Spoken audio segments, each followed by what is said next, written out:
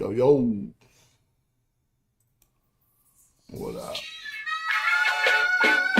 I've been bout my papyrus since I've been in it. Put me in the debate, you know I'm gon' win it. If I scream black power, don't get timid. If I say black city, I'm talking about Kemet. If I say black city, I'm talking about Kemet. Primary research and we done pushed it to the limits. All you dudes finished. The king counting cattle up with brother Reggie.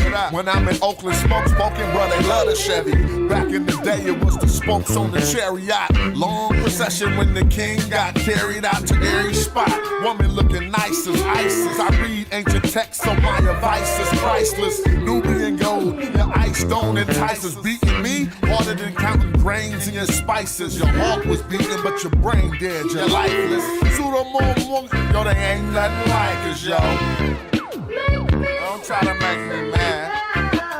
Make me smile and say you love me, man. That's real right there. Come on. You should listen to your main man's advice.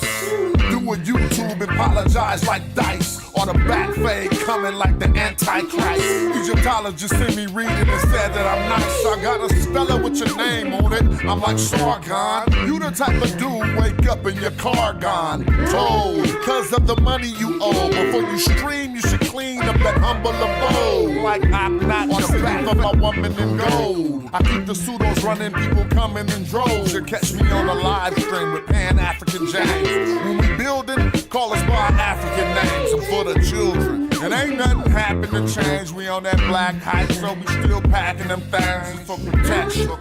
Got connections, My complexion, pure black, that's the S. Make me smile. You love me? Show me some love. All right.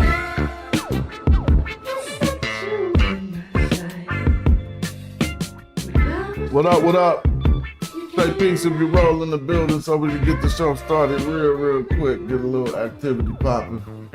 I can see they ain't sent out the notification yet, but it's cool. Let's keep going.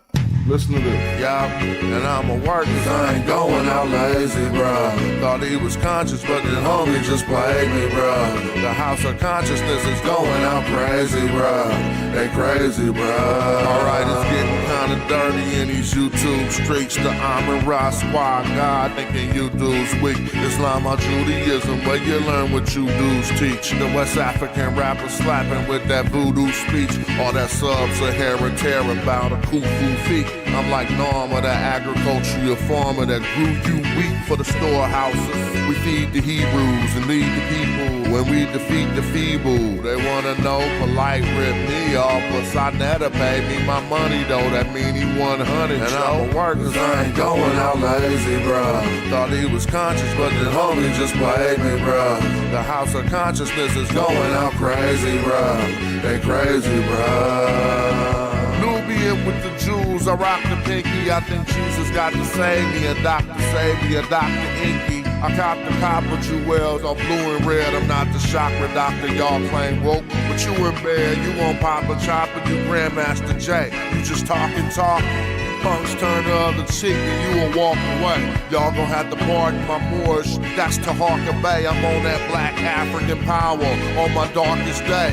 And that's my brother Ankh stomping them other punks. We brought them gators to Italy, you loving the Moors. And now I'm teaching from my shrine like brother Jabari. Scoping the savannah cause I'm on another safari. Tasha K showed us Frank record. Young Pharaoh just losing his mind and y'all can't help him. I know one thing, you're a fool if you're still out here donating to Umar school. That shit through. And I'ma work cause I ain't going out lazy, bruh. Thought he was conscious, but the homie just played me, bruh. The house of consciousness is going out crazy, bruh. They crazy, bruh. Look. You showing your hidden colors like Tariq Nasheed. A bunch of pseudo information I don't think I need. Probably lying on the text, ask Divine or Zion Lex. Just get that microphone ready. With Metal Netta, I'm Stone Jetty. A Ujahu, a Saw Imhotep. Y'all probably timid still on them Bobby Hemmett teachings. I'm in Gozy with the DNA. cat's corny and it's killing me too. You talk that black shit, but you look Arab like Gorilla Hebrew. You need therapy, they telling me just chillin', be cool. I'm a magi orchard, you a sad guy talking. And I'm a work 'cause I ain't going out lazy, bro. Yeah. Thought he was conscious, but the homie just played me, bro. The house of consciousness is going out crazy, bro. They crazy, bro. What up? Let me see.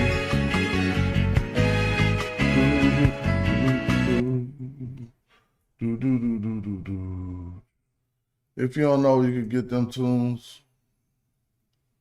Bow, Fights Over Egypt, right there.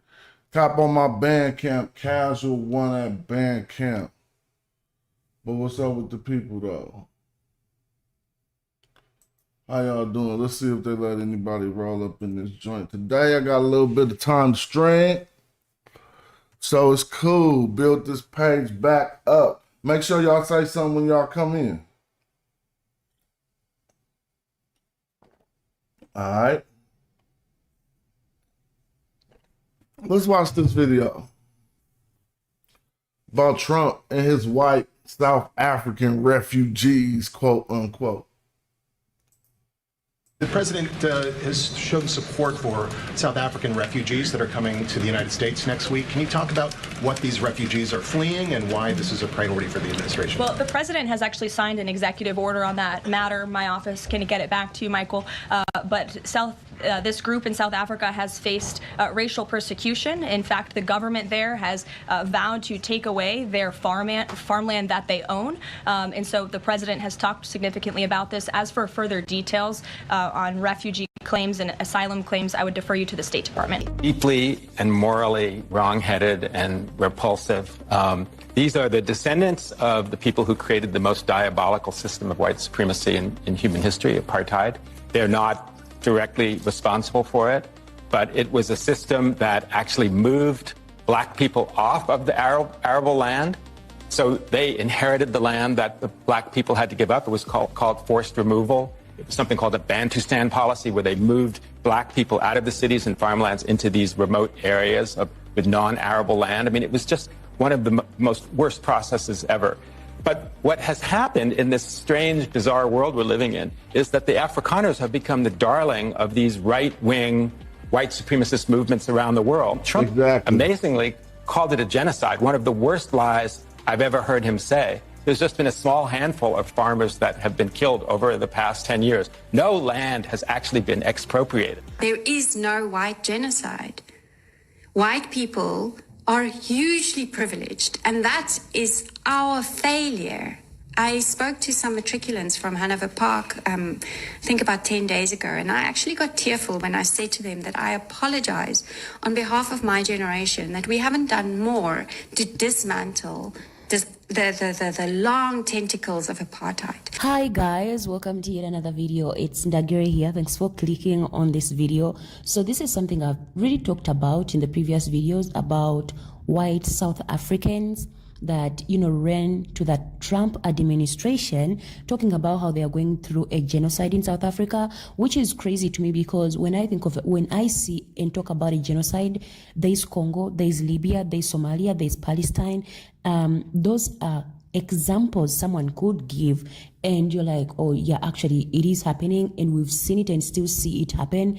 But then when a white South African comes out and is like, they're going through a genocide when there is no true evidence given out, is wild to me.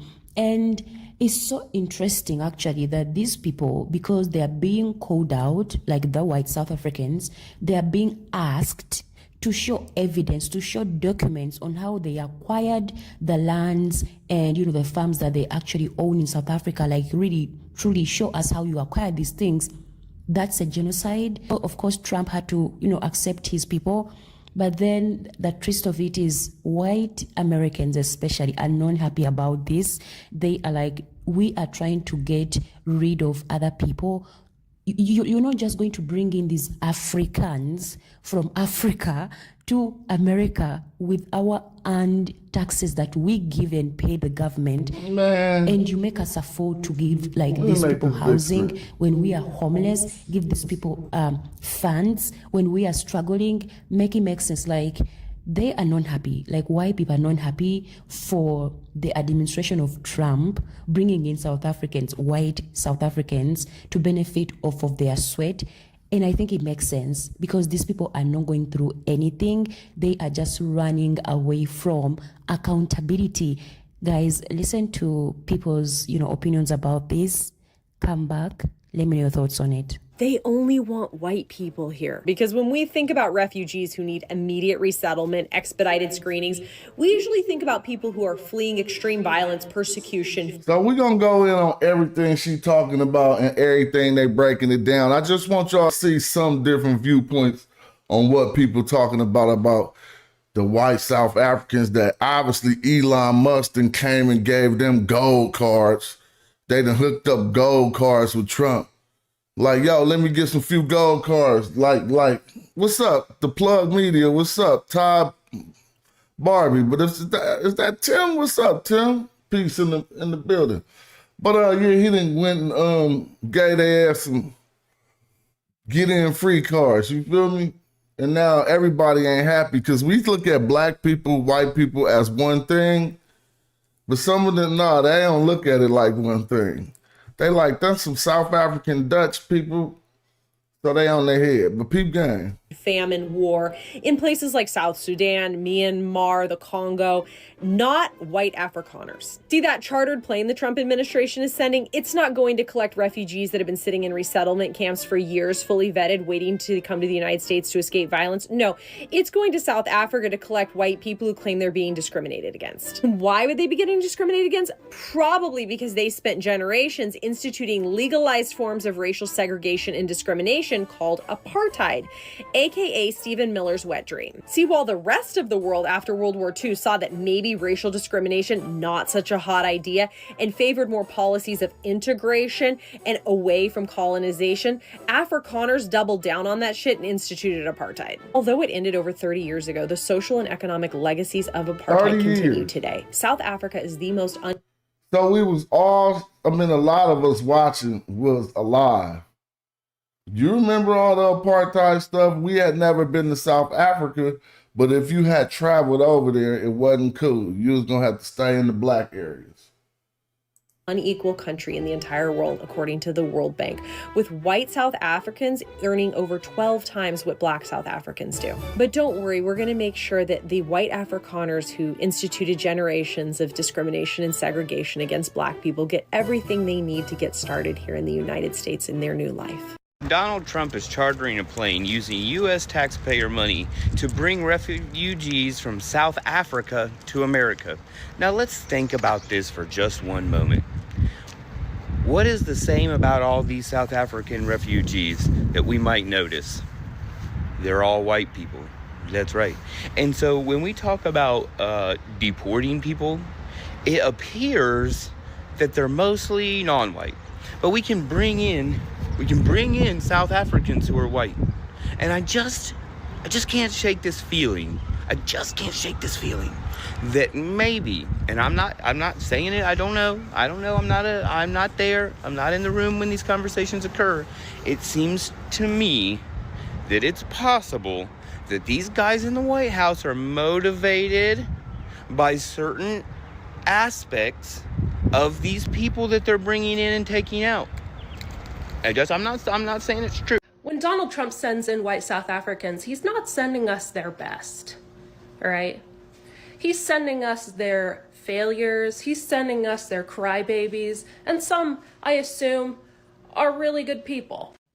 Sending private planes to pick up 8,000 Caucasian South African refugees when we're kicking people out that are in the middle of their immigration proceedings here in the U.S. now. Literally having people show up for their final steps of their immigration process and having them arrested, detained, and deported. Doesn't make any sense to me unless We built apartheid, and now we're refugees. We took the land, we took people's futures, we took their dignity, and now we're being given refuge. What must it feel like to be a person of color, a black person in South Africa, watching my people who broke this country and now run off to claim victimhood somewhere else? We say we're afraid, but we built what we were afraid of. In 1994, we didn't give over power, we just gave over the mess and said, it's your fault, you deal with it now. But our white hands are clean. And now we're fleeing the country, crying reverse racism. So black South Africans, please, tell the bad guy right here. This gonna open a can of worms. Because this is not right. This is sick. And I don't want to be the perpetrator anymore. To the 50 Afrikaners who fled to the US, calling themselves refugees, you are not refugees. You are just a case study of white flight dressed up as martyrdom. You're not escaping violence, you're escaping equality. South Africa didn't chase you away. You ran. Yes, South Africa is one of the most violent countries in the world.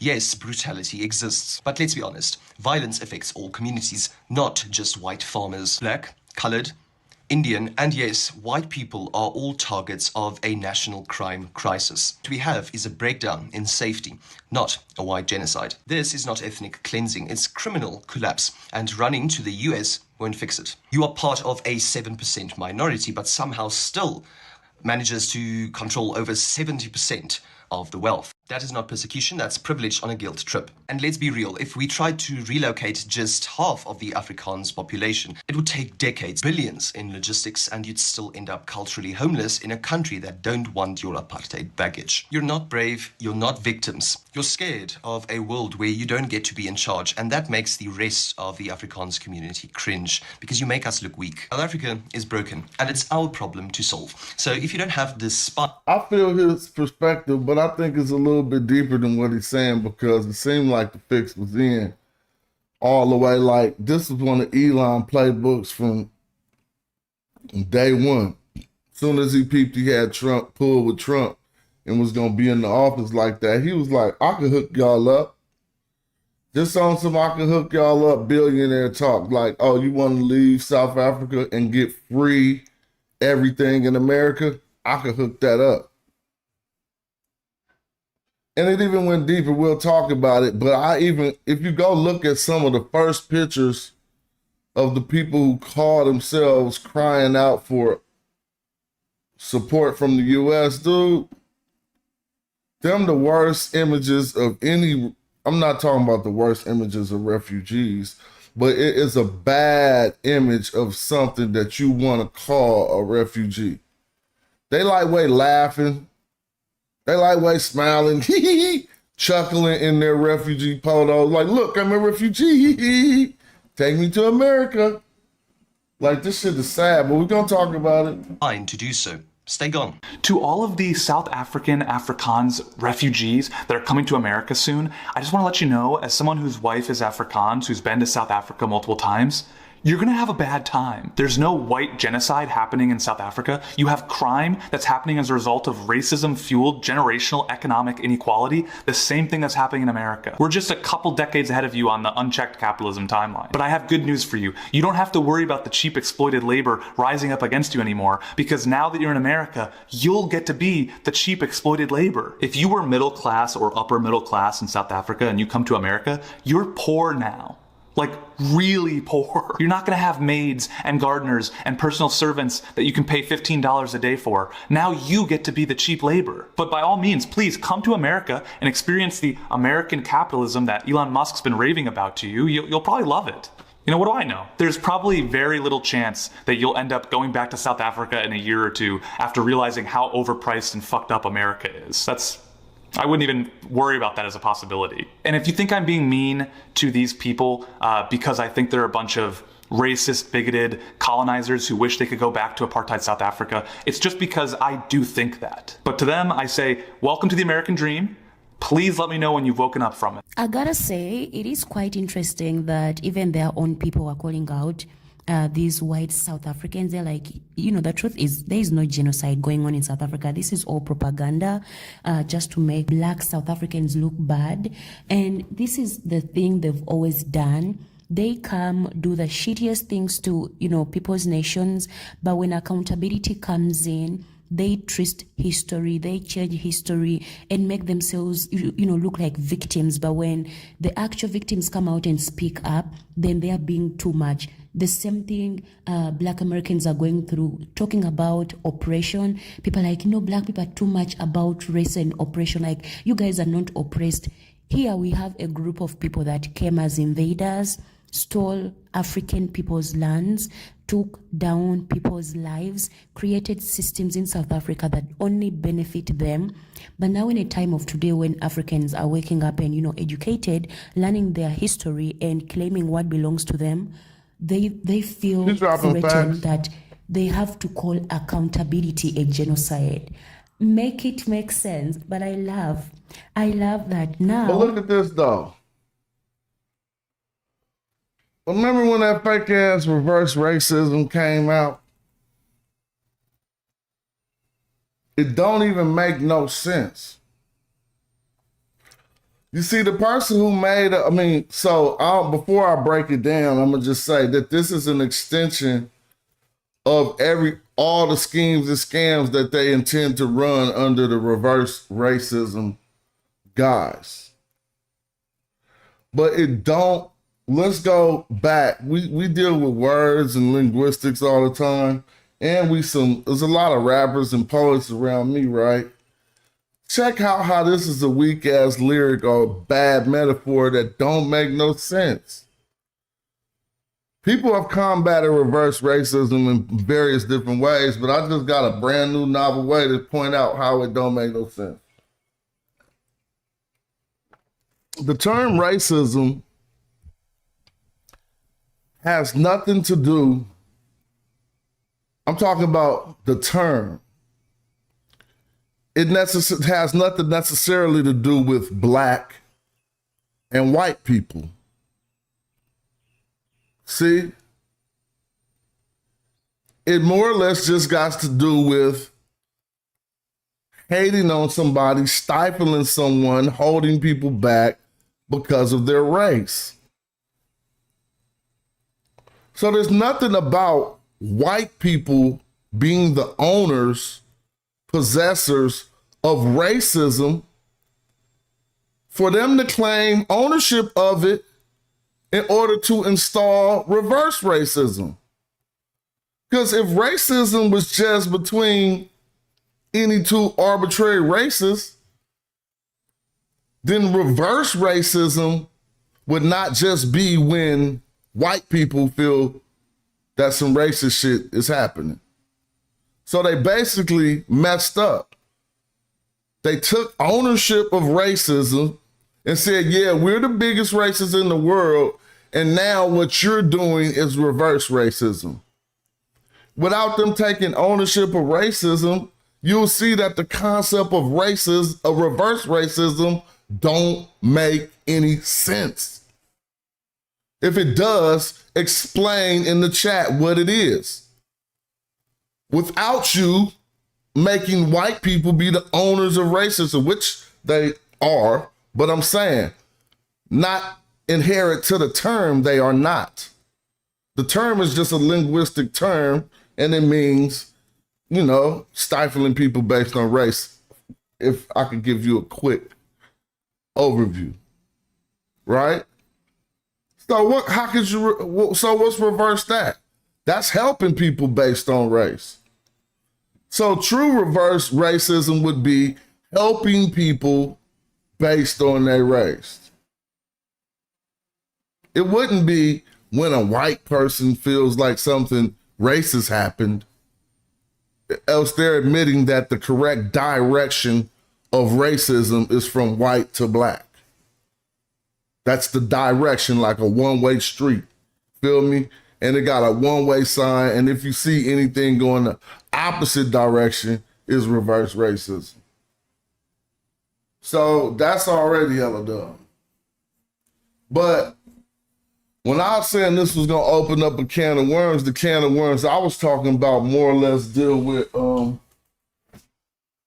the American company that we in right now. And people like in these videos we watching, they talking about, man, come on, man, these is all just descendants of the Dutch who took over Africa. And they're not going back that far, as apartheid just was stopped, some 30 years ago, right? So they're not going back to time periods where stuff was taken from black people. As a matter of fact, in the 1970s, was it the 1970s? The Bantu relocation, let me look that up.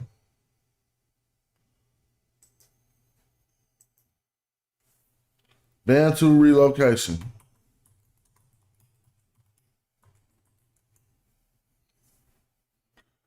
No, I'm not talking about the Bantu expansion. You got to put Bantu relocation South Africa, or Act 1970. I thought it was 1970. 1970, the Bantu Homeland Citizenship Act of 1970. Hold on, let me pull up the wiki. I don't think the wiki is showing us something. No, 1970. Here it go, right here. Bantu Homeland. So let's get clear on what we about to talk about. We talking about some people crying like they some refugees or something. Check this out. The Bantu, let me go different like this so y'all can see it. The Bantu Homeland Civilizations Act 1970 renamed the Black State Citizenship Act in 1970 and the National State Citizenship Act was the denaturalization law. So think about that. You know what naturalization is. This is denaturalization. Like you ain't part of this. Passed during the apartheid era of South Africa that allocates various tribes and nations of Black South Africans as citizens of their traditional tribal homelands. Now we got to go back to like 1954. Because this is just the I'm explaining it backwards. So if we just focus on this right here, this is the second fix they put in. First, they set up what you see right here. They set up the Bantustans. If I click this up, it'll take us back to like the 60s and say the 60s. I thought it was 54, but it say the 60s. So cool. It says the term first used in late 1940 was coined by Bantu, meaning people in some Bantu languages, and stan referring to land in the Persian and Persian influent languages. It subsequently became regarded as a disparaging term by some critics of the apartheid era government homelands. Basically, they was like, yeah, we taking y'all stuff, just like they do in, all right, let's talk about it. We understand this because this shit happened all over. It's just the white playbook. You got to get into it. You don't have to worry about South Africa right now for the conversation. Choose your common, local, gentrified area in America. Don't think statewide. Think countywide. And watch this. It's going to be the same exact shit. This is why we got to study. Look at this. This is what they did. I'm going to go with the Bay Area. We had the property that they wanted. They moved in, just like South Africa. I mean, think about it though. But they did it different. They have to do it in America with home prices. So they start inflating the prices of where we was living to be like, damn, we can't even live where you was born and raised no more because it's too expensive. And what happened to everybody in the Bay? Conquered. Antioch, Pittsburgh, Stockton, Patterson, Tracy, Mountain House. If you was born and raised in the 80s or 90s, it's a good chance, if you're not living with elders or in the house that the elders preserved, it's a good chance that you, and you're trying to stay around the Bay, it's a good chance you in one of those areas that I'm talking about. But I said they did that economically in the Bay. Out here, they just was like, y'all get up out of here, but watch how they did this. Sent them to certain areas, and there's somebody from South Africa in the chat who probably could speak on it better than me. Sent them to particular areas that you know is going to be slummy, not the best area or what have you. You have to be self-sufficient in order to make this area popping. Got them to them areas, and then they passed the one I started with. So I should have started with talking about this. So once they got them there in 1970, they passed the Bantu Homeland Citizenship Act. And guess what that did? It's decentralized. So it basically took citizenship from all of the previous people who was just living right inside. I don't want to say right in South Africa, because somebody can tell me if the Bantu stans or what have you, and I know that might not be the appropriate term. I'm learning about this shit from books and the internet. But if those were still obviously considered South Africa, right? Because they say, when you read it, and I'm gonna put it on the screen big, right here, it say that you lost your citizenship. Look, it says denaturalization law. That means lose your citizenship. And it says passed during the apartheid area of South Africa that allocates various tribes and nations of Black South Africa as citizens of their traditional Black tribal homelands or Bantustans. So now you're not even a citizen. You a citizen of this other area, and you got to get a passport of your little area that they just made for you as they taking all your land. But this ain't the can of worms. The can of worms is one I hadn't put too much thought into. I've been thinking about it over the years. When I first got the Moorish information, you know, when the Moorish information first came out, and we start learning about this shit being a company, a corporation, and all that type of stuff. Well, that shit the truth. I mean, that's what unincorporated means. You ain't never rode into no areas, and I'm not getting on that Moorish shit right now, I'm just talking. You ain't never rode into no areas, and then you in the outskirts, and they talking about this is unincorporated. What is it unincorporated into? You think about they didn't bring it in. No, it's unincorporated. Just like a corporation. Ain't nobody, ain't no company, ain't nothing is smashed on this area yet. You can look up the true definition of unincorporated as far as the U.S. government is concerned. Right? But that's what they talk. That's leading back to the big corporation. But what got me talking about this is, how did the Dutch even get into Africa? Like, if we going back to the 1600s and stuff, it was under the guise of capitalism. It was under the guise of capitalism. If I look this up, it's going to not lead back to, guess what? Y'all going to be like, this is hella crazy. If I look this up right now, put this in Chat GPT, it's not going to lead back to a king. It's not going to lead back to, guess what it's going to lead back to? A company. Would you believe that? See, we don't understand. So some of these companies got so big in times that, just think about Google, how big Google is, Amazon and shit. Think about the Google and Amazons of slavery. For real.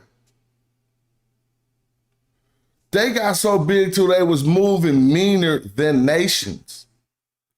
So much so that it was a company, not a nation, men in a boardroom who was acting on their own private enterprise that ran up in Africa. Called the what? Let me put it on the screen. I'm gonna type it up, make sure I'm right first. Because you can't be up. Yeah, you know I'm right. It don't take 2 fingers to know I'm right. Watch this.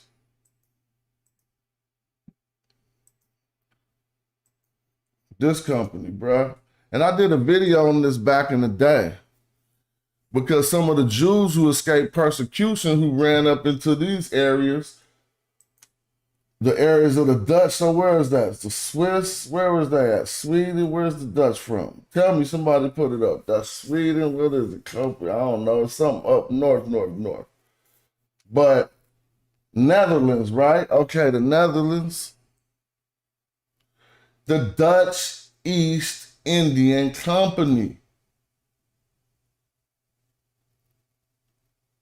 They responsible for colonizing South Africa. Why the same company?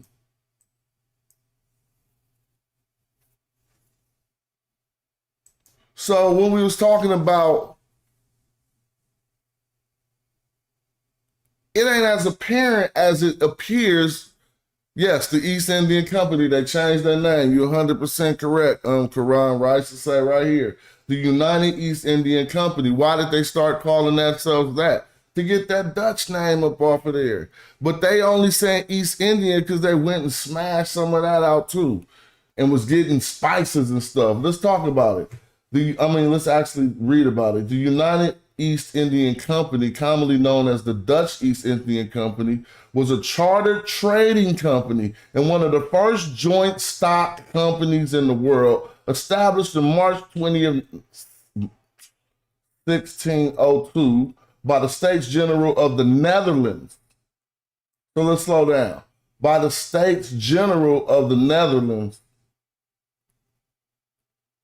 I just want to, amalgamating existing companies. So he took hella companies and amalgamated them into one. But I need to know, what is the difference of how these companies served their government different than how our companies in America do? Right? All right, thank you for the unincorporated. The explanation on what unincorporated really mean. I just be looking at the corporated like they tripping. Now, it was granted a 21-year monopoly to carry out trade activities in Asia. So there you have it.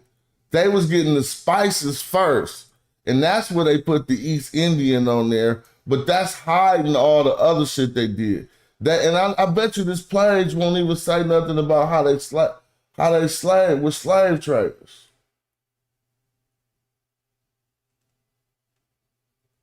Oh, so they just set up port in South Africa just to chill.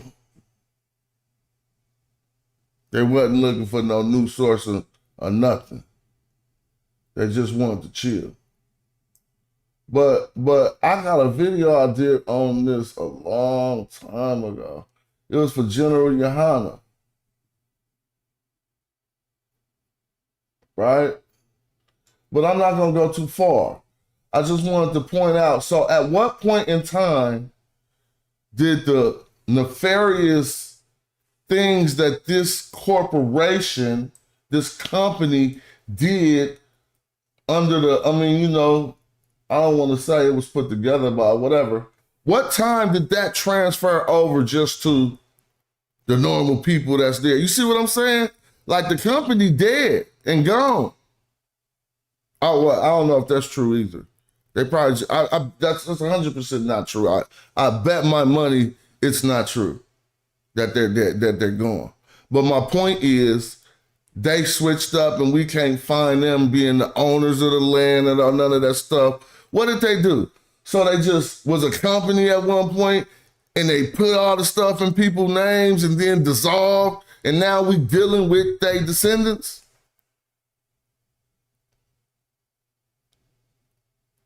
What else could be done?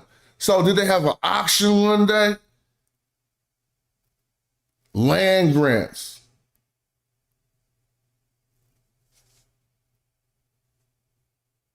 Oh, okay. Break it down, Hattie Miriam. She said I'm looking at it from the wrong way.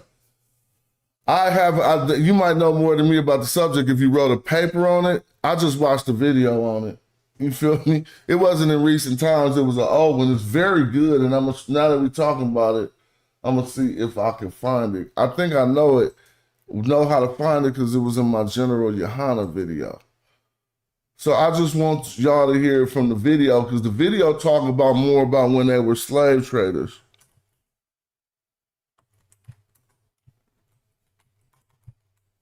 But I'm questioning these things like, how did this land transfer over?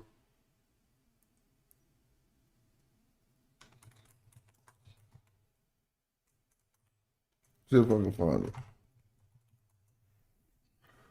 Oh, yep. I found it from various times. So let's watch this. I like YouTube. You can pull up anything. It's in a minute when we could do stuff with holograms and you'd be like, wow, here it go right here. And the holograms just be showing. The Jews were expelled from Spain on August 2nd, 1492, and from Portugal in 1497. Many of these Jews immigrated to Holland, where they set up the Dutch West Indies Company to exploit. I didn't want to tell y'all that part, but somebody tried to say they wrote a whole paper on it, and damn. Hold on. First, I didn't want to start talking about how it was Jews who set up this company, but now we're going to have to start going in. But let's listen to what the claims and assertions are made in this video about the same company we talking about that set up that now they coming to America basically. They on their way to America again, but after ransacking South Africa. The Jews were expelled from Spain on August 2nd, 1492, and from Portugal in 1497. Many of these Jews immigrated to Holland, where they set up the Dutch West Indies Company. What? I gotta keep stopping. What did they set up? So I knew who set that shit up. It just wasn't appropriate to talk about to this point. Let's keep going. The Jews were expelled from Spain on August 2nd, 1492, and from Portugal in 1497. Many of these Jews immigrated to Holland, where they set up the Dutch West Indies Company to exploit the New World. In 1654, the first Jew, Jacob Bar Simpson, immigrated from Holland to New Amsterdam, New York. And in the next decade, many more followed him, settling along the East Coast, principally in New Amsterdam and Newport, Rhode Island. They were prevented by ordinances issued by Governor Peter Stuyvesant from engaging in the domestic economy. It is essential to comprehend the seaport of Newport. It is important in order to recognize the Jewish share in the slave commerce. There was a period when it was... So right now we're talking about the Dutch company's hand in slave commerce. If I'm going too far, let me know. That's what I'm pulling from this. I'm gonna go back. They came to the U.S. and he talking about how they had a hand in the slave trade. New York. And in the next decade, many more followed him, settling along the East Coast, principally in New Amsterdam and Newport, Rhode Island. They were prevented by ordinances issued by Governor Peter Stuyvesant from engaging in the domestic economy. It is essential to comprehend the seaport of Newport. It is important in order to recognize the Jewish share in the slave commerce. There was a period when it was commonly referred to as, quote, the Jewish Newport World Center of Slave Commerce. Altogether at this time, there were, in North America, 6 Jewish communities: Newport, Charleston, New York, Philadelphia, Richmond, and Savannah. There were also many other Jews, scattered over the entire East Coast. Although New York held first place in the settlers of Jews in North America, Newport held second place. New York was also the... How dare you use the word anti-Semitic on this show? You using more fake ass shit, bruh. Now, there is a such thing as that. But don't just let your first inquiry about the video have the term anti-Semitism, is it? It just shows you don't got a full deck you playing with. You probably don't got... I mean, I'm not saying you asked the question. I'm not coming down on you, Side 12. I just said, here we go with that shit. I will probably stay away from anti-Semitic sources. This was put together by a university. Or I can't remember. At this point, I put this video together like, bro, look, 11 years ago, right? But, let me see. So I can't actually just say it, but no, it's not. This video ain't about slandering the Jews. The main source of kosher meat, supplying the North American settlements, then the West Indies, and also South America. Now Newport took over. Newport also became the great trade harbor of the east coast of North America. There, vessels from other ports met to exchange commodities. Newport, as previously mentioned, represented the foremost place in the commerce of rum, whiskey, and liquor dealings. And to include, it finally became the main center of slave dealings. It was from this port that the ships left on their way across the ocean to gather their black human cargo and then derive great sums of money in exchange for them. An authentic contemporary report based on authority indicates that of 128 slave ships, for instance, unloaded in Charleston within 1 year, their cargo, 120 of these were undersigned by Jews from Newport and Charleston by their own name. There you go. Well, we was just talking about the Dutch company and whether they had a hand in slavery or not. And I just remembered I had a video talking about how they had a hand in slavery, so I pulled that up. But back to this story, as Haley pointed out for us, it was made up as, what did you say, from private investors, government, and the church. But that's them who got down to South Africa and started putting it down how it got put down. Right? They might have lost that to the British. What happened? Y'all tell me that history. I don't really remember it. I'm just waking up to it. Did they ever lose? Did the Dutch lose South Africa to the British for a minute? Something like that? I don't know. Maybe not, because they still putting hands right now, huh? 1652, establishing a resupply outpost at the Cape of Storm in southwestern tip of Africa, now Cape Town, to service company ships on their journey to Asia, East Asia. The Cape was later renamed Cape of Good Hope in honor of the outpost's presence. Although no company ships were welcome to use the station, they were charged exorbitantly. Excuse me. The Dutch were the ones who remade all the maps. Okay. But now we saying the Dutch, but in a sense, these, as they tell us, these were, particular, the establishment of this company was made by Jewish Dutch people. You see? Am I incorrect by saying that? That's what I got from the video. I mean, I can't source the video right now, so. I'm just reading what they say right here. But anyway, that wasn't even, I'm going too far with that. I ain't tripping, because what we know now is what they really did. And now Trump bringing them to the U.S. So let's look up South African farmers being killed.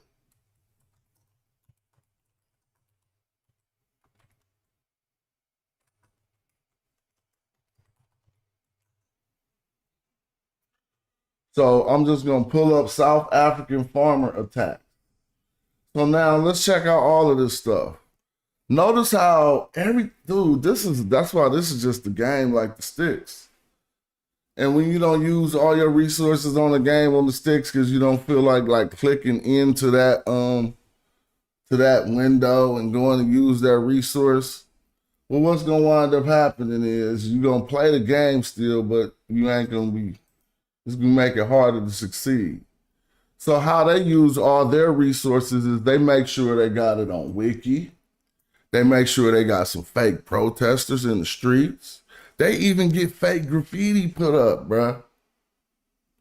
Go out there and put up some graffiti for our fake cause. You know they do that shit because you see all the Black Lives Matter shit. Now, it must have took, how many fake graffiti artists and murals and all that shit did it take before a real true motherfucker picked up his pen and wrote Black Lives Matter on some shit? It must have took $1 million. They might have had to invest $20 million in that before a motherfucker picked up a pen. Matter of fact, think about this. I don't think I ever in my life wrote with a pen, Black Lives Matter. I never wrote that with a pen. Now let me ask you a question. Tell the truth. And I'm not attacking that. I'm talking about how the system works. I hope y'all with me. They make sure they got 1,000 books in the library, 1,000 websites talking about it, and they fortify lies, supplemented lies.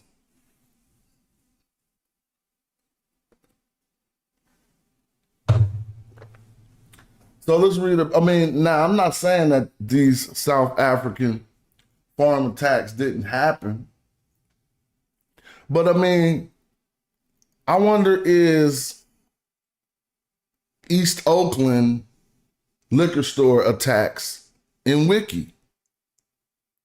See, do you think East Oakland liquor store robberies has a page in Wiki? Because I guarantee you, East Oakland liquor store robberies happens more than South African farm attacks.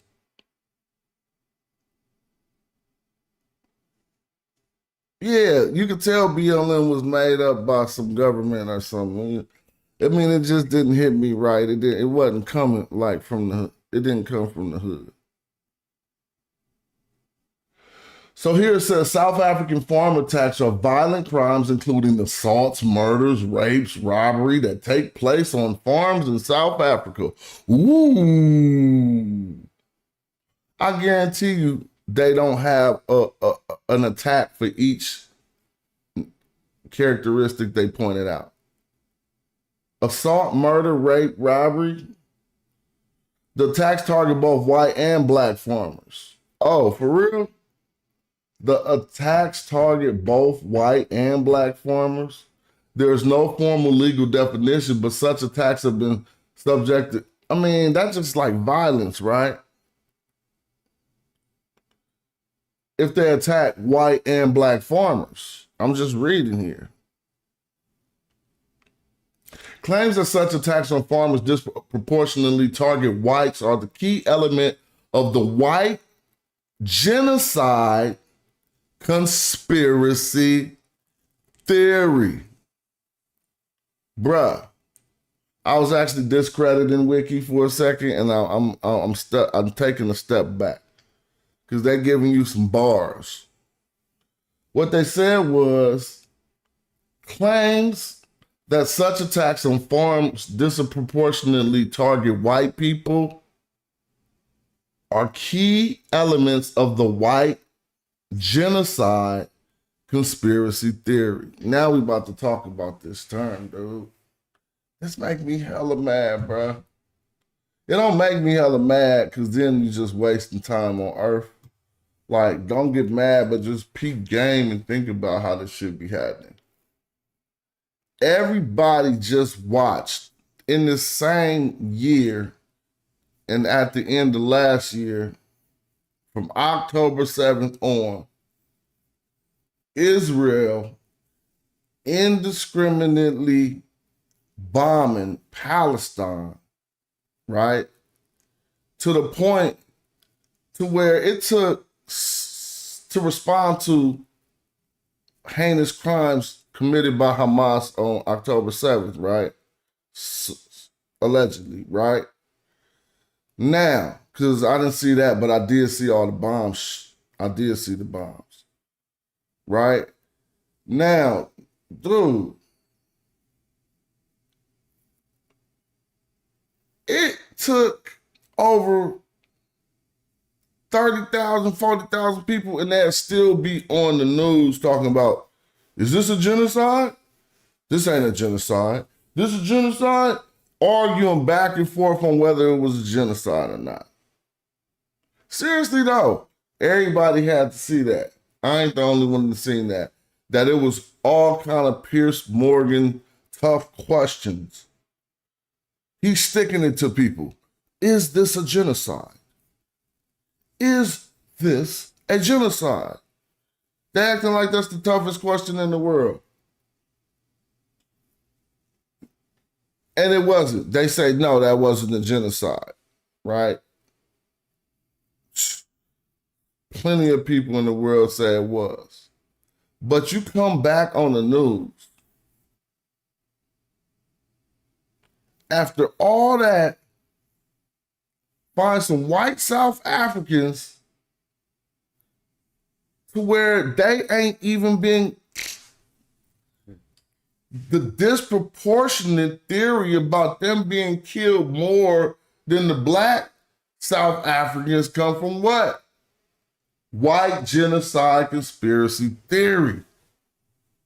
Now we about to go in on that, man. This is ridiculous. White genocide, man. Like, who got enough guns? Who got enough poison? You got to kill people in a certain way. They didn't say gentrification. They said genocide. It don't even make no sense how they redefine words and terms and shit. Now Trump is blowing up the whole white people done this shit forever. Just good with their words and the way to turn some shit around, right? But they were slicker than Trump. So it'd be hard to figure out what the fuck happened. And they just did some shit and twist all the rules around and read the rule in a way that it ain't even read that way. And you like, what the fuck? Now I'm in trouble. It said before and you be like, oh my gosh. Trump just fuck it all up. He'll take a word and say genocide. If it's dealing with white people, his sensitivity get turned so up that he'll call some shit genocide. I want to go back now to see how many cases before. I'm on the white genocide page.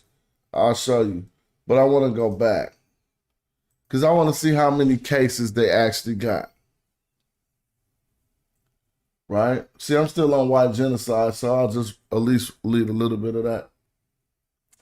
The white genocide, white extinction, or white replacement conspiracy theory is a white nationalist conspiracy theory. Let's slow down.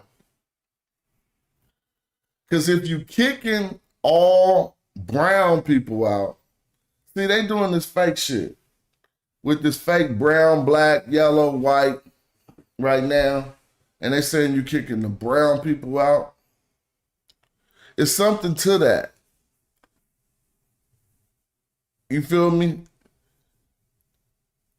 It was a lot of shit going on with immigration. Like, let's not act like that ain't, just because I'm not fucking with Trump and all this shit, I'm not gonna fake like it wasn't motherfuckers popping up with restaurants all on the fucking corner and shit.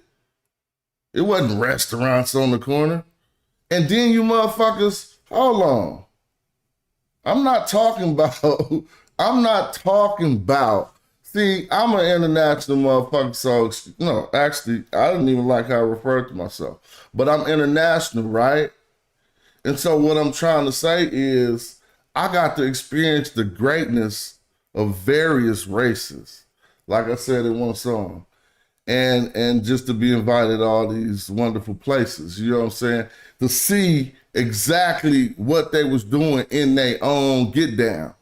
I remember my first time going to Japan, and just when I just seen all Japanese people, my brain registered in a different way. I never seen that before. Everything I seen was all mixed up and shit. Sometimes you get in the hood, you see the majority black people, but my parents made sure I went to schools outside the hood so that I could be more well-rounded, right? You know what I'm saying? And so when I start seeing that, first, I wish I could have experienced it from, I know I'm about to just keep running. No, I'm just going to build. I ain't tripping. I wish I could have seen it from an African perspective first, but it still touched me in the same way. And I'm saying that to say, I started learning Japanese culture. I was just a little bit, as much as you could learn by knowing. Or here's the difference. If you travel, right, and you don't really know no natives, you just on the road and you don't never meet no natives, you're not really gonna get it all the way. But if you got some natives who from there who just gonna give you all the shortcuts and show you what it's like, and no, don't do that. We don't do it like that. We do it like this. That's different experience, and you really do come back with some knowledge and shit. So don't get it twisted. And I also appreciated all of my stays in South America, right? And the culture that I absorbed from there. So then when I come back to America, right, and I've been living here forever, and I know how my American cultures get down too. I know how American Chinese people get down, American Mexicans. We all know that. We all from here. So then why some new shit just start happening out the blue? I missed that memo. I missed the memo when it was gonna stop being just food trucks and shit, and you gonna go get hella tents now and set up a whole street of restaurants with no permits. Y'all motherfuckers is new. That's new people. So I started talking about this, about the truth of, yeah, there was real. This my perspective. This ain't influenced by no other shit. This shit, I'm like, what's up with these fucking street light restaurants that nobody ain't running up on? Now they got whole carts up under a motherfucking tent. And then I knew I got my confirmation. I told you that's what that was. And I was thinking this in my own life, driving my car around looking like, goddamn, did I miss the memo? Have I not been outside or some shit? Did they change where you go get some street food? Now it's some new shit? Or did some motherfuckers come doing what they do from where they at and showing us how they do at the house? Come on now. So now you scared to say, that's why the crimes changed up hella much too. Stop playing, blood. You motherfuckers be acting like I'm just gonna be on some extra conservative shit, like I'm blaming some shit. No, I'm not on no Trump hype. I don't give a fuck. This was all Mexican shit from GP, California, all they shit. Just like I'm talking about South Africa and everything. So I'm just, if you can't speak from the shoulders or you can't hear from the shoulders, then fuck it. Maybe, this ain't a good time. Because the best way to be to tell it is how that shit is, right? How you gonna tell me, all right, well, I'm gonna do the smaller elements. It's evident when you understand graffiti culture. One of the things as a young graffiti artist, one of the first things you learn getting down with a crew is what to tag on and what you can't tag on.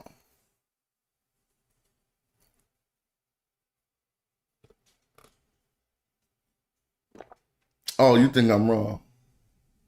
Well, that's some of the first shit they're gonna tell you is what to tag on and what not to tag on. You feel me?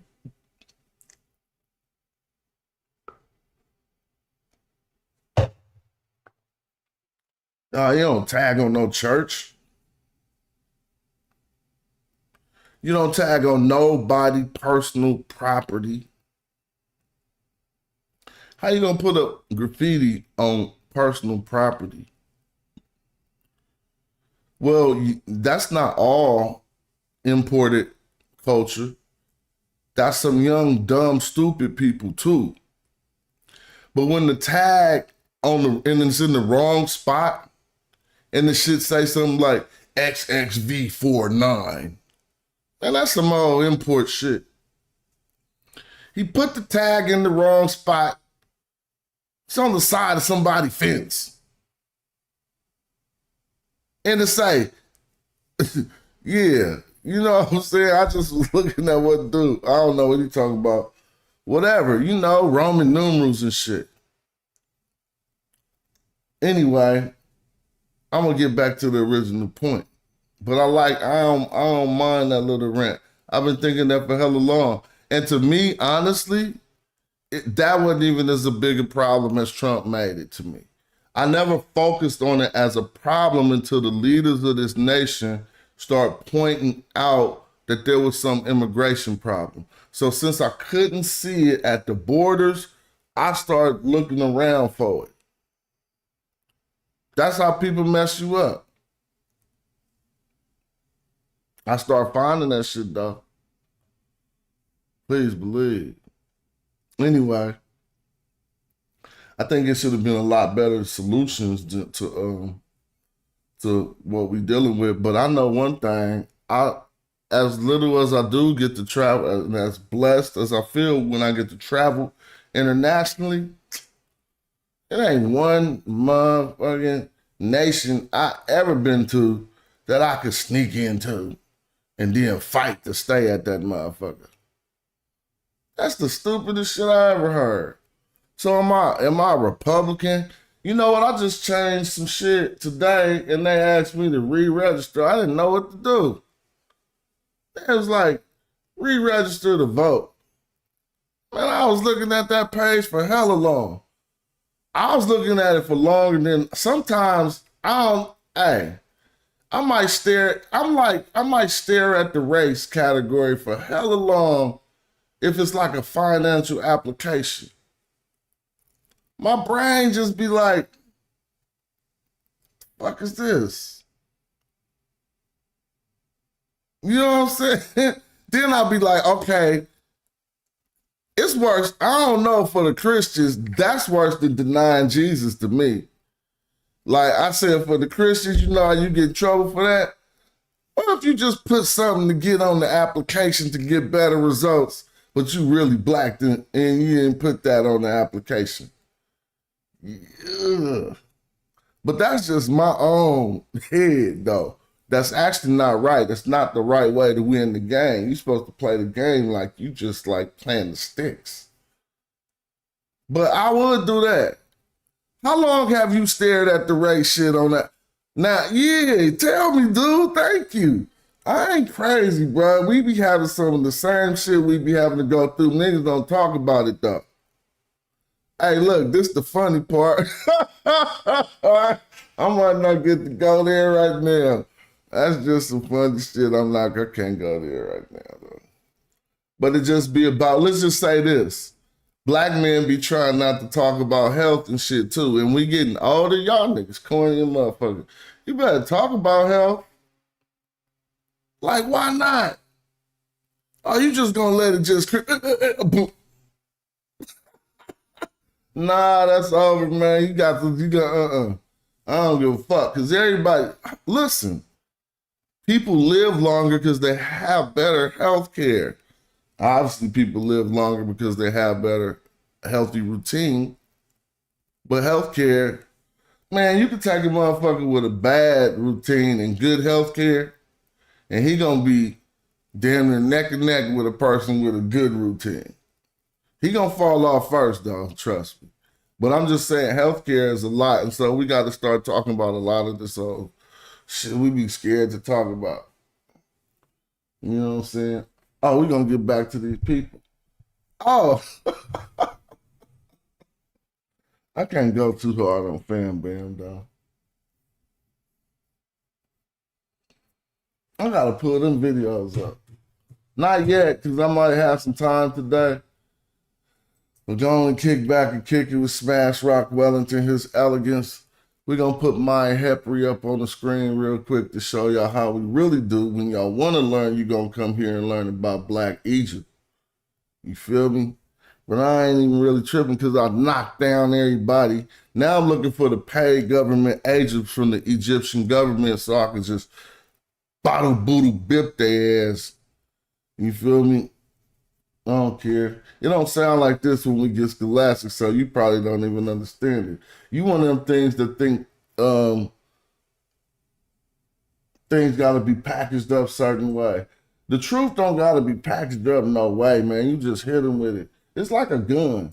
Like you got a gun in the plastic bag, you feel me? Or you got a gun in the briefcase. Or you got a gun in a white bag, a blue bag, or a black bag. All they see is the bag. Eventually, they about to get popped.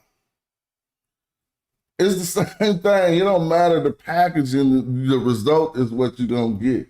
So if you wielding the truth, it's best that you treat the truth with respect. And then, you know, and you put everything that make the truth shine around it. But you ain't got to package that shit up no certain way. You know what I'm saying? You don't. You just got to get out on that field and get into doing what you got to do. So I'm over here looking at this white genocide conspiracy theory, and we see that that is really behind, man, come on. I got to show y'all what I'm seeing. That's really behind, look, the theory was popularized by the white separatist, and he's probably on Trump administration. The white separatist neo-Nazi David Lane. Somebody see if he on Trump administration. David Lane around 1995, and it has been leveraged as propaganda in Europe, North America, South Africa, and Australia. Some conspiracy theories were prevalent in Nazi Germany and have been used in present-day interchangeability with the broader, and as a broader, more extreme version of Renaud Comas's 2011, The Great Replacement, focusing on the white population of France. Since 2019, Christchurch and El Paso shooting, in which the shooter manifesto decried a white replacement and have reference to a concept of great replacement, Cameron's conspiracy theory is called the replacement theory or population theory. And with Bot Yeor's Uraba concept and Jared Hunk's whatever. Hunk's resurgent 1970 myth of Caligari. What? Caligari. I don't know. The Caligari plan? Caligari. Whatever. The Caligari plan have all been used synonymously with the white genocide, and they're increasingly referred to as variations of the conspiracy theory. All right, that's cool. This is what I was actually trying to read, and I messed up. In 2018, United States President Donald Trump was accused of endorsing a conspiracy theory and foreign policy tweet instructing Secretary of State Mike Pompeo, I guess, to investigate South African land and farm seizure expropriations and their large-scale killings of farmers. So let's slow down. If he asked Mike Pompeo or whatever to investigate this in 2018, then we should be able to get some type of information for you or whatever on this. Am I wrong? Did it don't work like that? I don't know how it should work. But I know we should be able to see that document. The land and farm seizure and expropriation and the large-scale killings of farmers. Claiming that the South African government is now seizing land from white farmers. Here's the source. Oh no, that's the source of the tweet. South Africa blast Trump. All right. They don't actually have the document though. Are unsubstantiated claims, so they ain't substantiated, that the South African farm attacks on farmers disappropriately target whites are the key element of the conspiracy theory. So he then took this theory that he could have found on Wiki, and he did he? Man, this is, now stupidity is useful, bro, because you can act like you dumb, bro. See, cats be acting like they dumb sometimes with me, but I be knowing the fix is in because it be too much money on the table. So in my spidey senses be like, nah, he acting stupid because of the amounts of money we talking about. See what I'm saying? And I don't think you genuinely don't know what I'm talking about because of how important these amounts are to me. I know other people doing a lot better than me. So, and I got peers right close to me doing that much better. But are you doing that much better that you didn't know about these amounts? No, bro, I don't even know. I was like, smacky leaves. Anyway, so that's how Trump is using stupidity.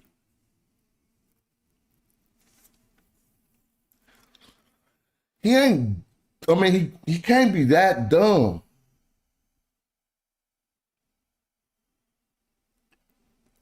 He can't be, Hawass on Joe Rogan, I'm gonna have to do a whole show on that. I'm gonna have to edit some videos, just make him look stupid. Hawass make me sick.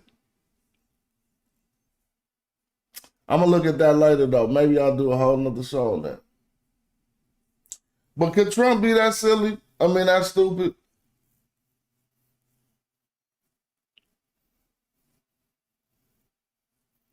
Think about it. Could he be that dumb? No, he not that dumb. He acting dumb and trying to do racist shit under the guise of, what? I'm just dumb. I don't know what's going on. I never heard of that theory. I just know these guys are being genocide. That's that useful stupidity. Acting stupid. Huh? What I do? What happened? All right, man. I don't want to say hella shit about Mase. Mase responded to DJ Academics. I don't know how much y'all know about that, but I'm about to play a video. As far as a name, an ancient, because I thought Mason Cameron was about to get on DJ Academics' head. Right? Because DJ Academics is out of pocket, bro. I don't like that dude, bro. What's the matter with these fools? Come on, dog. Oh, my gosh. Just look at these fools. Like, imagine if these fools, you can't imagine too much, college or something? I can't imagine that. I can imagine because I was out with a rap deal. Feel me? And I ain't have to do that. So what I had to do was make sure my daughters got honors. And I just came back from my daughters getting her master's degree. But Pops just went another route. But suppose then if it was high school then, and either of these fools was anything. Like I'm just looking. YouTube chicks. Wherever you was at, dude, look at this. I can't even get it. I can't say nothing for neither of them right now. Like I'm just talking about not the way a man look. I'm talking about what's called countenance. The way you present yourself and everything. And Mase right there looking crazy.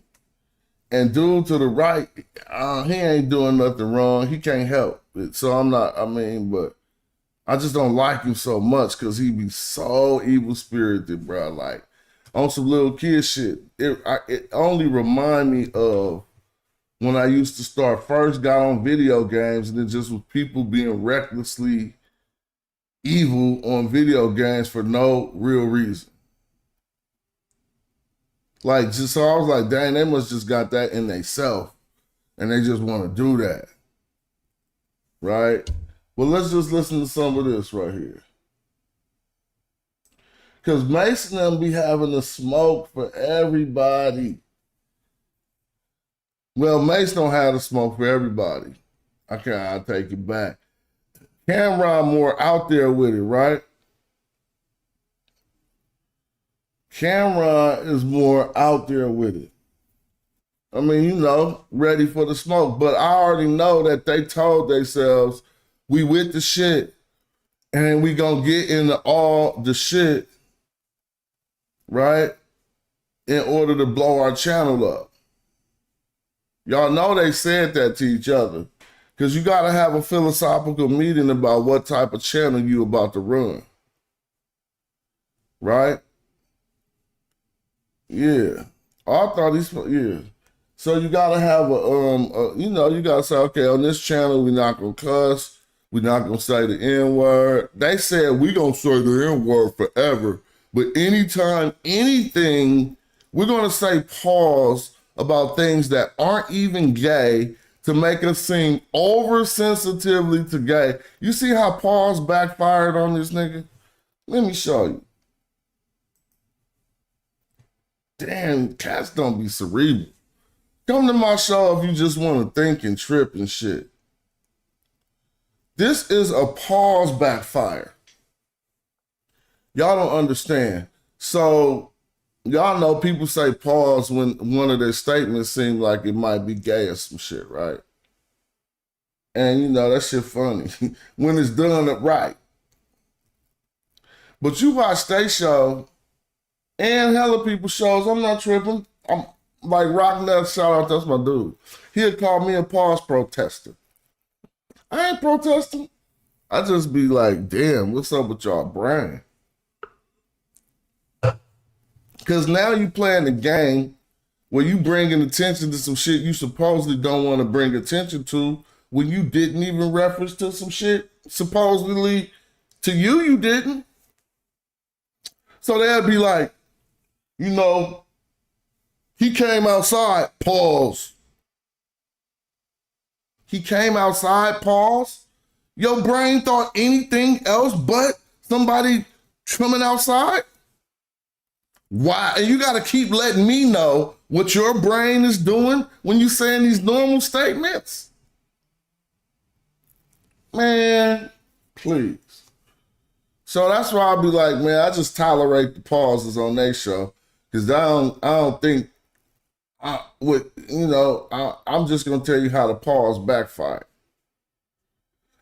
So some people like me who be thinking probably be like, God damn, is that something that have to happen all the time? You know, you gotta be talking about basketball and somebody say, you know, I bounced the ball, pause. I bounced the ball, pause. Every time you say pause, you're trying to make somebody think about some gay shit. And so how did it backfire? Is y'all been running a real clean image. Suited and booted. Y'all actually the fittedest dudes on the internet. I think they won that. Tell the truth. Now that I think about that. Who more fitted on their show than Cam and Mase? Because they focused on that. They got suits, they got everything, they doing it right. Right? And they got good reputations unblemished. They got Stat Baby, a young sister on there who is seem to be so deserving of the support she get. She reminds me of one of my daughters. You feel me? And so I'm like, okay, I appreciate them. And they talking about how they spread the money around. This loudmouth, y'all can't see the images I'm looking at. Let me show you. This loudmouth dude who got a history for slandering black women, women in general, was over. Now, this is hella petty. This is how I know this is all social media. Because it's over who's at a Kendrick Lamar show or not. And I don't even know all the characters. This ain't the best channel to watch if you want to know that shit. Somebody show it all, but we gonna watch it. But some woman of prominence said DJ Academics is a liar. This club is cracking. Talking about a Kendrick Lamar show. Now, let me say something. When people, it's in the black community, if you was young, and especially if you a fighter, and if you was young, and you be around scammers and creeps and bums and shit, and you just gonna be there because that's where you live, you learn how to deal with what's about to happen right here. You've dealt with this in your life. You didn't even have to be black, but it's more obvious that if you was black and you grew up around black people, you dealt with what's about to happen, that I'm about to bust him out right here. This is what you dealt with. A motherfucker calling a name that in the instance that the name was called, it is inconsequential. But the other person, and in the hood, it was never people like DJ Academics, because they just get socked in the mouth. It would be bullies or someone who was waiting on a moment to prey on you, and then they would take that inconsequential name call, like I'm saying, y'all could be playing pole-to-pole football. He could drop the ball. You could say something like Butterfingers, something that go right, that's nothing. And they gonna be like, Butterfingers? Fuck you call me Butterfingers? What? You see what I'm saying? And, oh, okay, you don't know. He was just waiting to get on your head. You calling them Butterfingers didn't mean shit. Just like the woman calling DJ Academics a liar was inconsequential because she was talking about the turnout at an event. So now let's talk about busters, bosses, players, suckers. What type of nigga was you? When somebody hit you with you a liar, it's in there cracking. How did you respond? It was a woman too. You must have, this is how I know he was a buster his whole life. Because a woman talking to you, calling you that inconsequential liar, imagine that, y'all. Like you said, this club about to be hella weak. And then you look at your tweets and somebody say, smash a liar, this shit cracking. What's your response to that? Well, if you're a buster, you're gonna pounce, especially in this social media age, because the predatory response that we learned in the hood only applies when somebody trying to get you for something or they want to beat you up for any strange reason. They just gonna hop on that. Liar, what? Boo, boo, bip. Bro, I was talking about, you said it wasn't no ice cream at this ice cream truck. Like you walk to the ice cream truck. This is a good example. You young, you with a group of young dudes. You walk to the ice cream truck, but the other dudes get there first. And then dudes say, it ain't no more strawberry shortcakes, ha ha ha, and they walk off. And then you get to the ice cream truck and you look and there's more strawberry shortcakes. and you say, oh, you a liar, it's more strawberry shortcakes. Now, if you was young and the dude said, liar, motherfucking liar, over that right there, and y'all start fighting, you was a punk. First, you was a punk. You wasn't necessarily a punk, but they already thought they could whoop you. And they took that to pounce and just to whoop you. Now, I know I'm over-explaining that shit, but some people didn't even know that in the hood, right? So what could you learn from that? Well, when you see that quick overreaction, you automatically you should just be like, we wasn't even playing. Somebody had that, boop, stay already on the ground because you already know how this go. You trying to overpounce on some shit, you just about to get fired on just from the way you responded to me calling you a fake liar. But I don't want to give out no bad advice on TV. Excuse me. Whatever we on YouTube. What academics did, this is the social media space, right? So what he did was pounce on the inconsequential insult and called her all out her name. B's, H's, all of the names. Shut the fuck up. Don't talk about me. So how is this any different? It's the same thing, but he is a streamer, so he has a lot of, not a gangster, like I was talking about when gangsters was trying to find a way. I had to live around those people. I was not one of them, but I had to live around people who thought that they could prey on me over some inconsequential shit. And then whether it helped to build my character. I might have lost in one of those situations, but I learned that situation hella quick. Like that's town business. It happened to you once. It ain't gonna happen to you twice. You're gonna be like, oh, I got it. He just ran me. He wasn't mad at that shit. He just did that to just take some of my other shit. You feel me? That's kind of, I'm gonna give you another one. But this ain't the same one, and then I'm gonna keep going. Trade bikes, but the other bike broke. But you don't know the bike broke, and y'all only trading bikes for a minute to ride just this brief little trip. Only reason why he wanted to ask to trade bikes was so that you could get on his shit and he could blame you for his bike being broke. Just the same shit academics did with the woman, y'all. It's just different, but it's the same. But y'all know all them little hood, little kid scams that you had to learn. How'd you deal with that?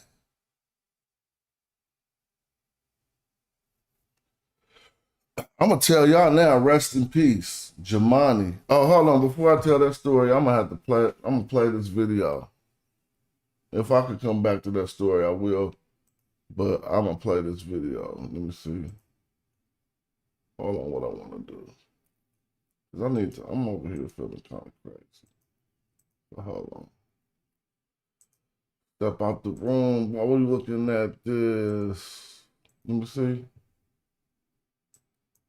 YouTube, Chicks. And he got all the information. Make sure you subscribe to Chicks. Chicks Smooth. Hey, Chicks Smooth. Appreciate all the coverage that you've been doing. I've been watching your shit for a while. I just subscribed to your shit too, bro. Boy, oh boy, you guys. Once you mention one little tranny allegation from somebody's past, boy, do they get to fold them like laundry. Now, for all you guys out there that's been watching, it is what it is this week with Cam and Mase, waiting and hoping that they respond to DJ Academics dissing them. Well, it's not happening, you guys. At least not anytime soon. Some of you guys might not want to hear this, but Mase copped a plea. Now, usually anytime Cam and Mase want to respond to somebody in the media, they do not waste any time getting at the person. So after we did not get any official response, I knew something was going on behind the scenes. Turns out Mase reached out to Academics via DMs and told them, hey brother, you really should have called me before you spazzed on us publicly. This ain't no about picking on stat or whatever. Bruv, when was calling you out of your name and you defending yourself, if anybody else jumped in piling on with the other person, you would feel offended.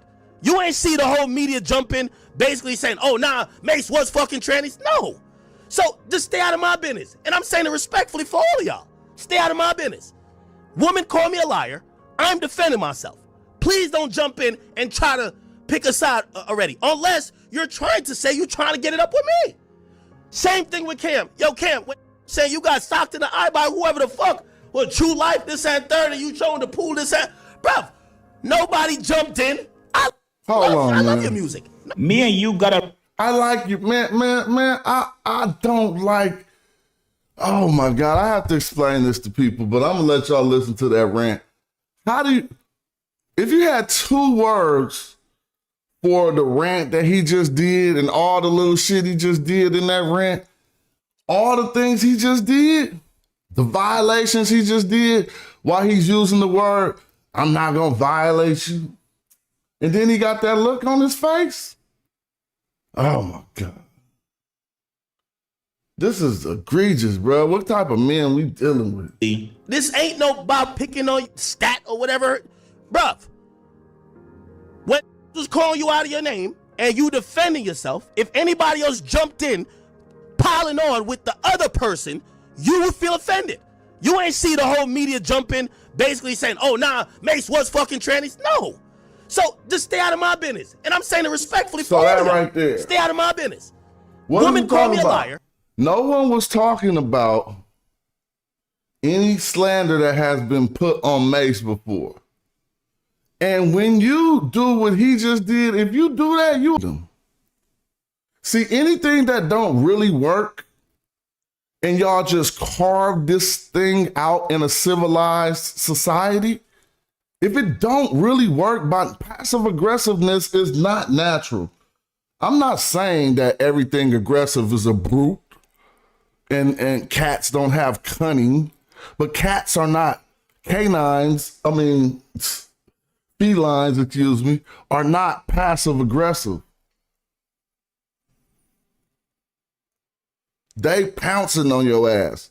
So this passive aggressive shit is something that first you can do because we have all type of language. We have body language and we got linguistics. And so you could be like, I love your shit. I love your shit. When you had to ask me for $100,000 because you was broke, I took care of you, bruh. In front of hella people. So you took care of me when I needed $100,000 and you just blurted that out in front of everybody and in order to say that you're not gonna violate me. But he did worse with Mase and start talking. This one, remember when I said Paul's gonna backfire on your ass? That's because we in a world of data collection. Y'all need to shut up sometimes. Like if you got some shit you hiding and shit, then just be quiet. Because, dude, this is all data collection. So pause, you saying pause every time, right?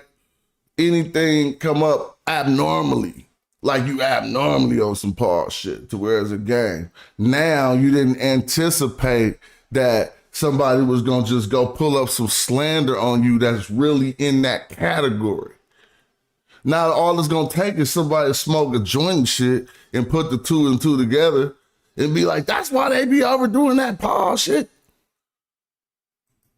Hey, brother, you really should have called me before you spazzed on us publicly. This ain't no about picking on Hold on. At least not that there is past. Boy, do they get to fold them like laundry. Now, for all you guys out there that's been watching, it is what it is this week with Cam and Mase, waiting and hoping that they respond to DJ Academics dissing them. Well, it's not happening, you guys. At least not anytime soon. Some of you guys might not want to hear this, but Mase copped a plea. Now, usually anytime Cam and Mase want to respond to somebody in the media, they do not waste any time getting at the person. So after we did not get any official response, I knew something was going on behind the scenes. Turns out Mase reached out to academics via DMs and told them, hey, brother, you really should have called me before you spazzed on us publicly. This ain't no about picking on stat or whatever.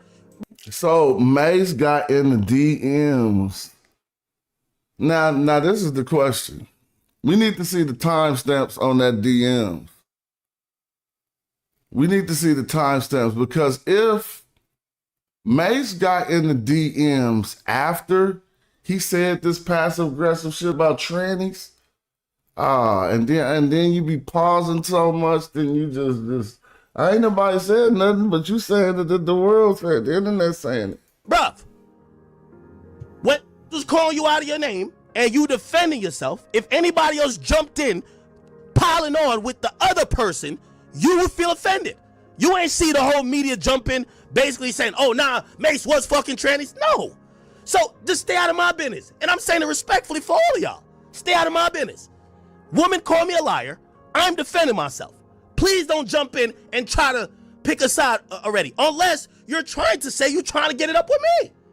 Same thing with Cam. Yo, Cam, saying you got socked in the eye by whoever the fuck. Well, True Life, this and third, and you showing the pool, this and... Bruv, nobody jumped in. I love your music. Me and you got a relationship and a rapport. Whatever Stat Baby got going on outside of this job, that has nothing to do with myself or Cam. Here's academics detailing the response. He ain't letting y'all know what he's reading is Mace's DM, and then he threw blood. I gotta come on the screen. Oh, Mase, bro, come on, Mase. He threw Stat Baby under the business. Hold on, man. I'll come on the screen in a minute. He threw Stat Baby under the bus. Listen to this.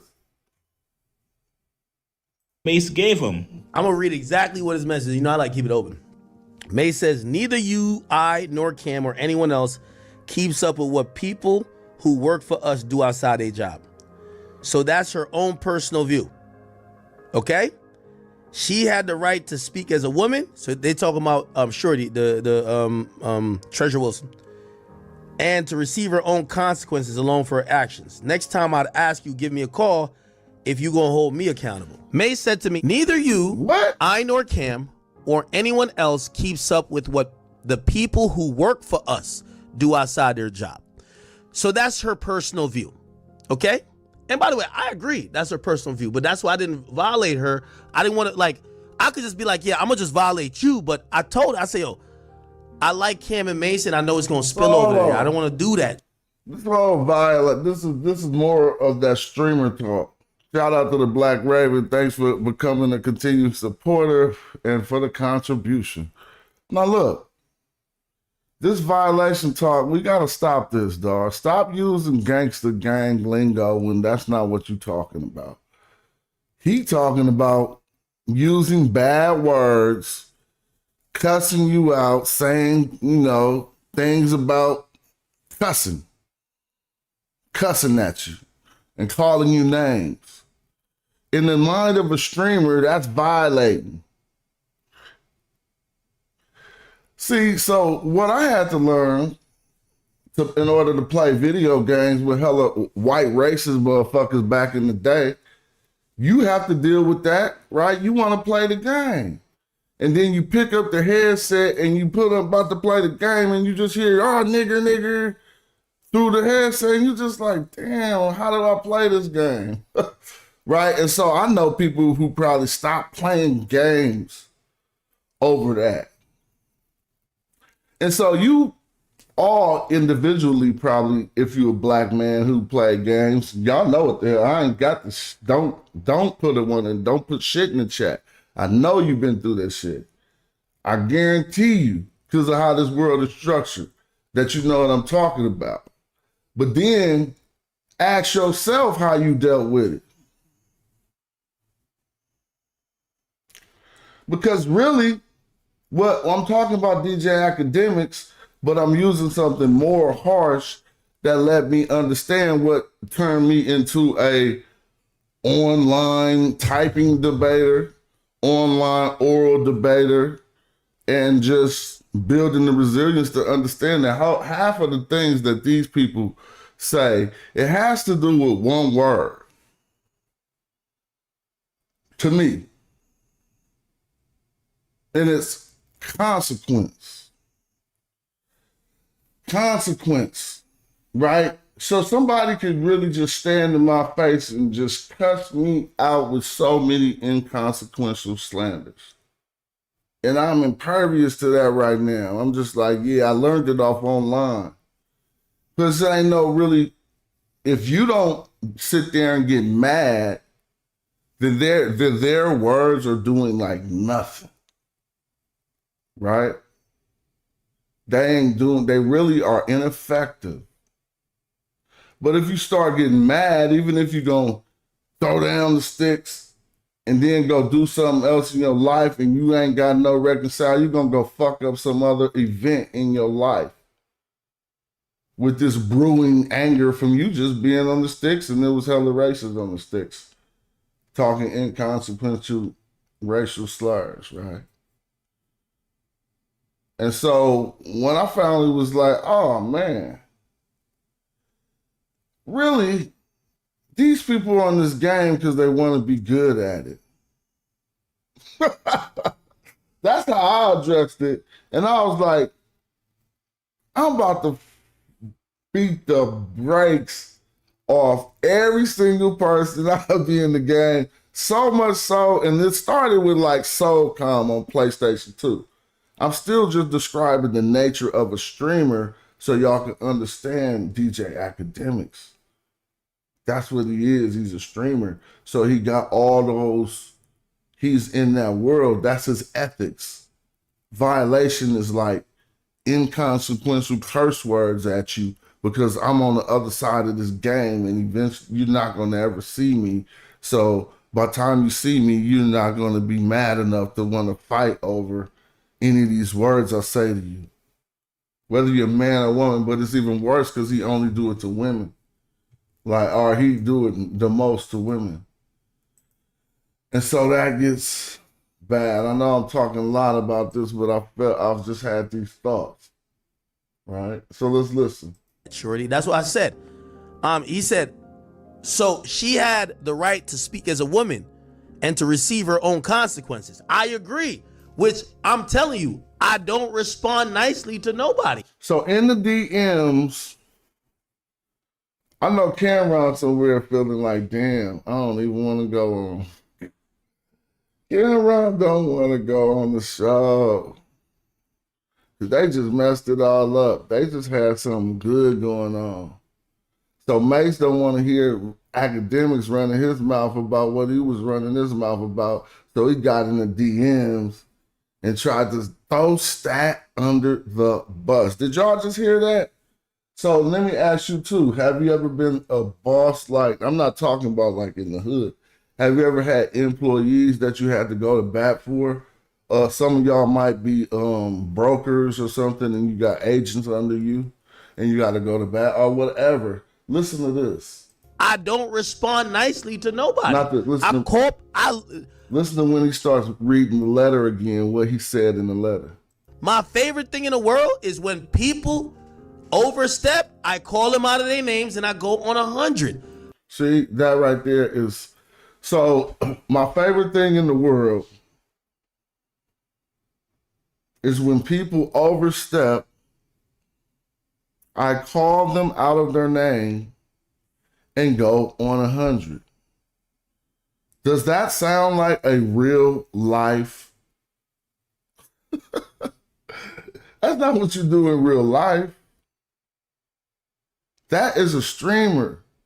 He's talking about what he does in the world that he created online. You definitely, when people step, blood, everybody can see just how God made your face, that when people cross the line in real life, that ain't your reaction. You'd have more stars and shit on your shit because motherfuckers would have been got at you. So the reason why men show men respect is not to have a scarred up ass face. You hear what I'm saying? We show each other respect because we know other men can mess us up. Well, any humble man does that. You know you're gonna win your few bouts, but you know you ain't the baddest motherfucker in the world. So men just show men respect because men can harm other men. Right? So we say, hey, how you doing? Instead of fuck us up with you. Feel me? But the place where we don't do that is when we're in our own comfort zones, like I'm in my comfort zone now, right? So I can look at the chat, just pick a name and call you a BAN and all kind of stuff. You're not gonna see me, right? And and that's my favorite thing to do because I feel like your comment crossed the line. She said he was a liar because he said a party wasn't cracking, yo. And the party was cracking.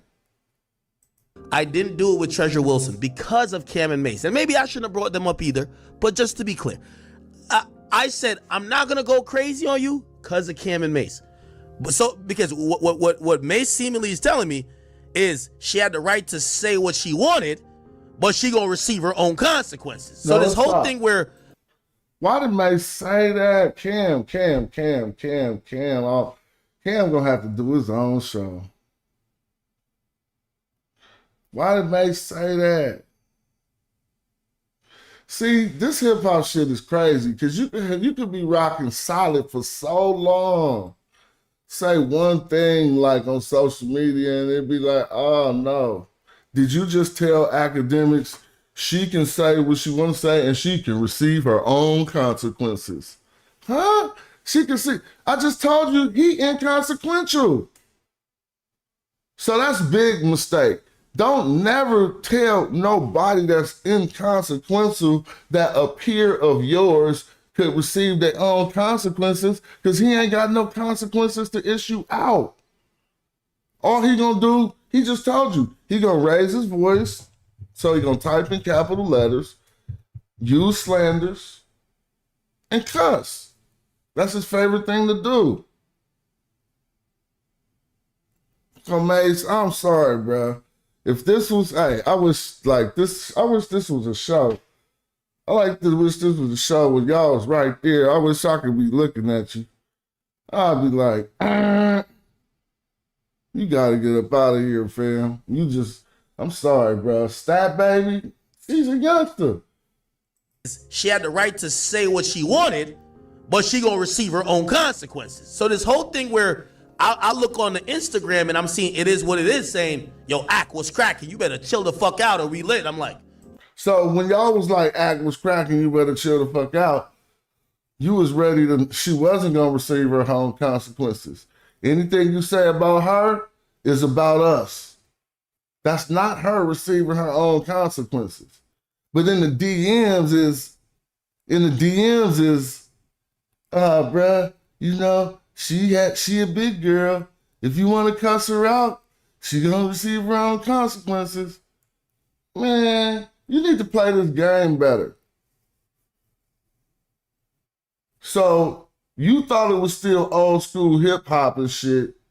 This dude is, oh my God, you got beat off the poker table. Whoa, wait, hold on. Calm down. Let's just calm it down real quick. Anyway, he said, next time I'd ask that you give me a call if you're gonna hold me accountable. So Mase is saying you're not accountable. I know how they could come back. Hey, this is the only way they could come back. Cameron need to get in the DMs and cuss him out. I'm just saying. This hip hop, hey, that's all that is. Because this is what they just get in the DMs and give him what he needs to get for getting that baby. I'm joking. But that would be some get back on the social media world, right? Cameron again, man, they be like, this is what Cam said. Anyway, I'm done with that. I got like 7 more minutes I'm gonna come back with another stream. Think I got a minute to study or something. But the moral of the story is, don't throw your sisters under the bus so easy, black man. In confrontation, it remind me, now we're going to the Bible. What it remind me of? I never could understand why Abram would say that his wife, Sarah, was his sister. I was trying to figure out a scenario, and I'm still being humble. But this ain't no, this is just facts. I'm trying to figure out that scenario that'll cause you to do that. So when he was supposedly going into Egypt, he thought they was going to be all gangster in Egypt, right? Abram. So he turned to his wife and be like, man, look, we almost there. Check this out. When we get to Egypt, just say you my sister.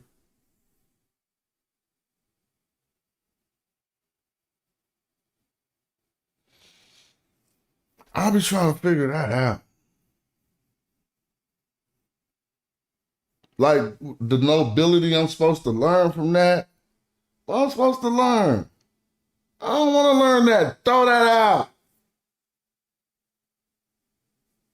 What you talking about? Say you my sister. To your wife?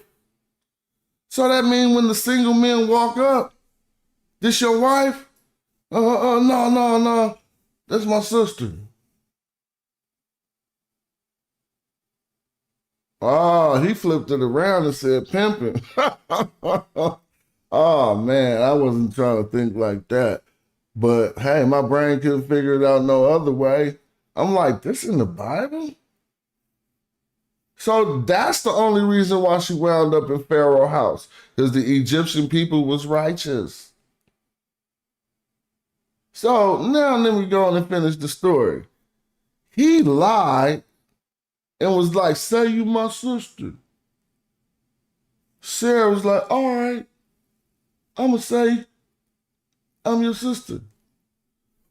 Then the Egyptians walk, hey, what's up, Darren? Who was this? What's up? Oh, that's just my sister. Oh, your sister? Damn, y'all look hungry. I'm going to take her up into the Pharaoh house. She be cool. Now, I'm being practical. If I was sojourning on my way to Egypt and it was under those circumstances and they would take my real sister into the palace after we just walked through the desert, I probably would have dropped a tear that somebody from my family that quick is about to be in the palace. I'm talking about, I could go back to ancient times. You got to throw away all this and just think about walking through the desert. Right? But she got up in there and everybody got sick. You can't make this up. So first it wasn't his sister. They righteously took her in because nobody wanted to touch her. They righteously took her in. She making everybody sick in the palace. Having bad dreams and shit. Then, since nobody was trying to touch her, guess what happened? This is why I be like, this Bible some bullshit, crazy. Nobody wanted to touch her, so God come interfering, trying to hearken. No, he's trying to put a spirit on the Pharaoh to make him want to get at her. I hope I didn't mess that part up. My memory but he definitely came in. Now you're gonna make me open up that book, bro. Don't make me do it. Who put a spirit on who?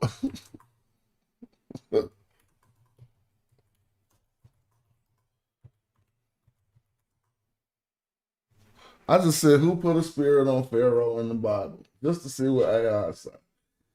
Pharaoh acknowledges Joseph as the spirit of God. This is the difference. All right, I'm going to take that part out, but y'all know what I'm talking about. Yeah.